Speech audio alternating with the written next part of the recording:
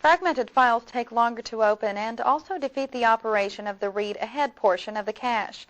This is because the cache assumes that the next cluster in the chain is the one most likely to be accessed next.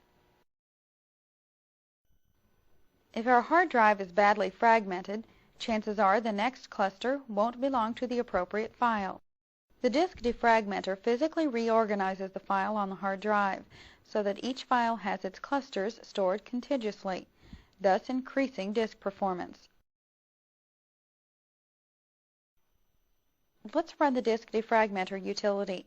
We click the Start button, select Programs, then Accessories, System Tools, and Disk Defragmenter. Then the Select Drive dialog box appears, and with Drive C displayed, we simply click OK. The defrag process begins. As the disk defrag is doing its thing, reading and writing our hard drive, the dialog box shows the % complete, and depending on how fragmented our drive is and its size, the process could take a few minutes to about an hour. When the disk defragmenter is completed, the Close dialog box appears, and we'll select Yes to return to the Windows desktop. We've just increased the efficiency and performance of our hard disk.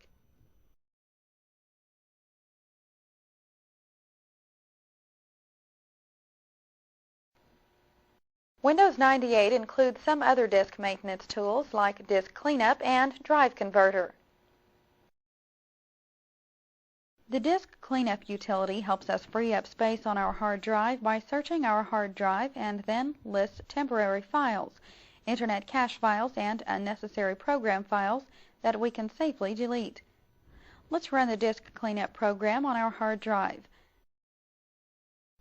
From the desktop, click the Start button, choose Programs, then Accessories, System Tools, and in the flyout, click Disk Cleanup.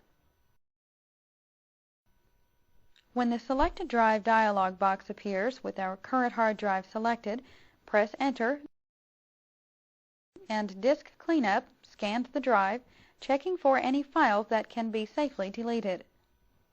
Then, after its completion of scanning our hard drive, the Disk Cleanup dialog box appears with the folders containing files that can be deleted displayed. If we look, Disk Cleanup also shows the amount of disk space that can be freed by removing the files in each of the folders. Notice there are two other tabs besides the Disk Cleanup tab. First, click the More Options tab. Notice we have two options displayed. We can free more disk space by removing optional Windows components or remove installed components. We are not going to use either of these options for now, but let's click the Settings tab and discuss its options. The only option available is to perform disk cleanup automatically when our hard drive runs low on disk space.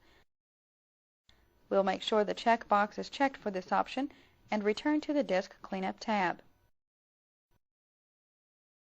Let's remove the files listed in each of the folders to clear disk space.